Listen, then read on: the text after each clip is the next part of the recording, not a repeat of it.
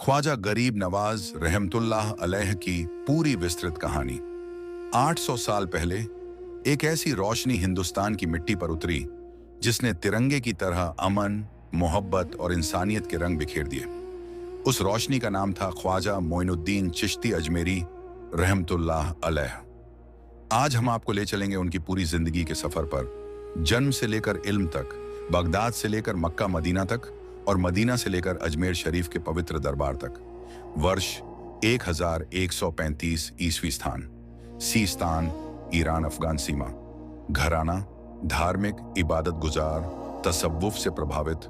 ख्वाजा साहब का घर वह था जहां हर सुबह कुरान की तिलावत और हर शाम दीन दुनिया के मसले सुने जाते। बचपन में आप बहुत शांत, विनम्र और समझदार थे। जहां बच्चे शोर करते वहां यह बच्चा अकेला बैठकर सोचता था। कभी आसमान को देखता, कभी चुपचाप पेड़ के नीचे बैठ जाता। यह वह रूह थी जिसे अल्लाह ने एक मकसद के लिए चुना था। 15 साल की उम्र, पिता का इंतकाल कुछ ही समय बाद माता भी चल बसी। यह वह उम्र होती है जब बच्चा माँ बाप के सहारे बड़ा होता है। लेकिन ख्वाजा साहब के नसीब में एक अलग ही सफर लिखा था। विरासत में मिला एक बाग और एक छोटी सी चक्की, लेकिन उनके दिल में दुनिया की चाहत नहीं थी। उनके दिल में कुछ और था, एक तड़प, एक खोज, एक अनजाना बेचैन सवाल। एक दिन वह अकेले बाग में बैठे थे, तभी एक बुजुर्ग दरवेश आए, हजरत इब्राहिम कंदूजी। उन्होंने ख्वाजा साहब को देखा, उनके दिल की बेचैनी पढ़ ली। एक खजूर चबाई और उसका टुकड़ा उनके मुंह में डाल दिया। और वही था वह पल जब दिल में एक अनोखी रोशनी उतरी, जैसे रूह जग गई हो, जैसे पर्दे हट गए हों। और यहीं से शुरुआत हुई एक नए सफर की। बागा बेच दिया, पूरा पैसा इल्म हासिल करने में लगा दिया। शहर दर शहर यात्रा। 1 सीस्तान, हेरात 2, हेरात समरकंद 3, समरकंद बुखारा 4, फिर ईरान, खुरासान, इस्फहान आपने पढ़ा। हदीस, तफसीर, फिक्ह, अरबी और फारसी साहित्य, दर्शन, तर्क शास्त्र, तसव्वुफ। दिन में पढ़ाई, रात में लंबी इबादत और बीच का समय फकीरों, दरवेशों और उलेमा की सेवा में। यह सफर 8 से 10 साल नहीं, लगातार 20 वर्षों तक चला। निशापुर में मुलाकात, हजरत उस्मान हारूनी रहम। 20 साल आप उनके साथ रहे। रेगिस्तान, जंगल, पहाड़, हर जगह आपने सीखी खुदा की पहचान, नफ्स का इलाज, मोहब्बत की ताकत और इंसानियत की सेवा। ख्वाजा साहब कहते थे, मेरा सबसे बड़ा इल्म यही है कि मैं इंसान को इंसान समझता हूं। मक्का में हज किया, मदीना शरीफ में हाजिरी पेश की। उसी रात ख्वाब में नबी का हुक्म, मोइनुद्दीन, हिंद की धरती तुम्हारा इंतजार कर रही है, वहां जाओ, वहां मोहब्बत के फूल खिलाओ। और बस ख्वाजा साहब ने तय कर लिया, अब मेरा सफर हिंदुस्तान की ओर है। इस्फहान, खुरासान, बल्ख, गजनी, लाहौर, दिल्ली, अजमेर, हर स्थान पर लोगों को इल्म दिया, दिलों को मोहब्बत दी, गरीबों की मदद की। अजमेर उस समय जातिवाद, अंधविश्वास, राजनीतिक तनाव से भरा हुआ था, पर ख्वाजा साहब का मिशन साफ था, प्यार फैलाना, नफरत मिटाना। आपने कोई प्रचार नहीं किया, बस बैठ गए अजमेर के एक छोटे से कमरे में, जिसे आज दरगाह शरीफ कहते हैं। भूखों को खाना, गरीबों की मदद, बीमारों का इलाज, सबका सम्मान और अद्भुत सादगी लोग खींचते गए। हजारों की भीड़ जुटी, अजमेर का माहौल बदलने लगा। सूखा और बारिश, आपकी दुआ पर आसमान से बारिश बरसी। बीमारों को शिफा, लाइलाज, बीमार ठीक होते गए। कठोर दिल नरम होना, कठोर शासन भी पिघल गया। जाति भेद टूटना, सब एक होकर आपके पास आते थे। भूखे को खाना खिलाना सबसे बड़ी इबादत है। इंसान को इंसान समझो। नफरत का इलाज सिर्फ मोहब्बत है। गरीब का दिल मत दुखाओ। जो दीन को प्यार से फैलाता है वही सच्चा सूफी है। 90 साल की उम्र, आपने 40 दिनों का चिल्ला किया, दरवाजा बंद कर लिया। और फिर 6 रजब 633 हिजरी को आपकी रूह अपने रब से जा मिली। हिंदू, मुस्लिम, सिख, ईसाई, हर मजहब का इंसान ख्वाजा साहब के दर पर आता है, तसल्ली लेकर, बरकत लेकर और मोहब्बत लेकर।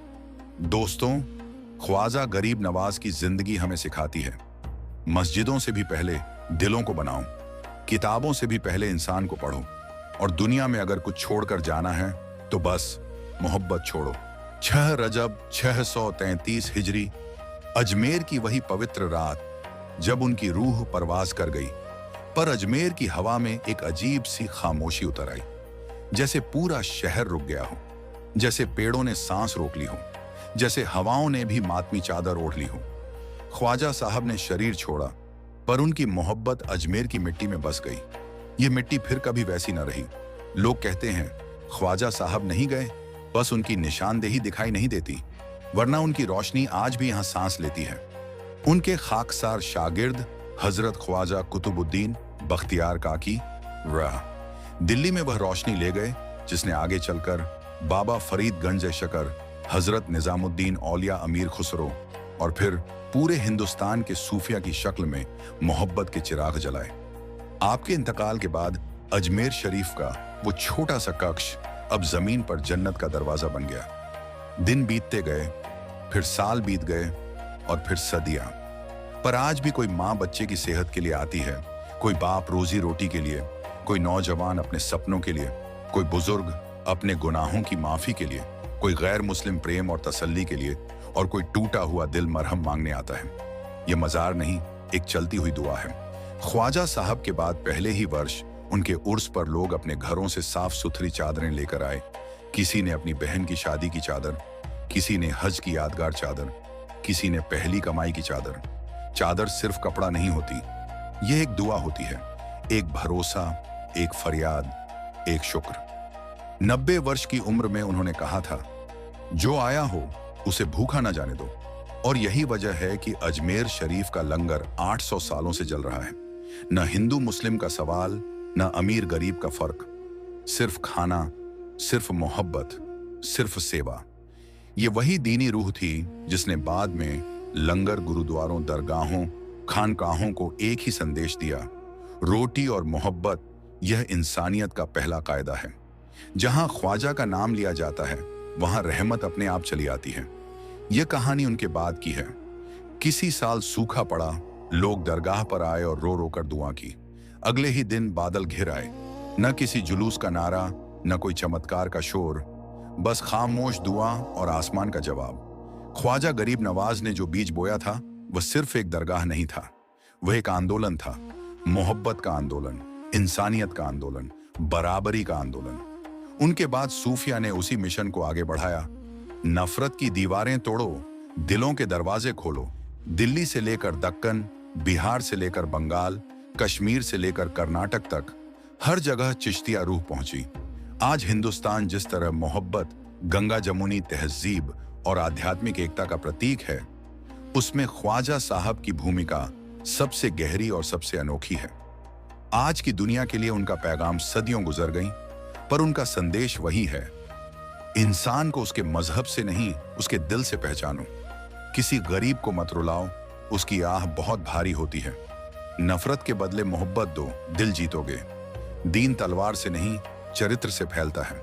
और याद रखो, इंसानियत सबसे बड़ा मजहब है। अजमेर शरीफ में जब भी कोई पहली बार जाता है, एक अजीब सी शांति दिल में उतरती है। लगता है जैसे 800 साल पहले का वही फकीर आज भी दरवाजे पर बैठा मुस्कुरा रहा है और कह रहा है, आओ अपनी फिक्रें यहीं छोड़ जाओ, यहां सिर्फ प्यार मिलता है।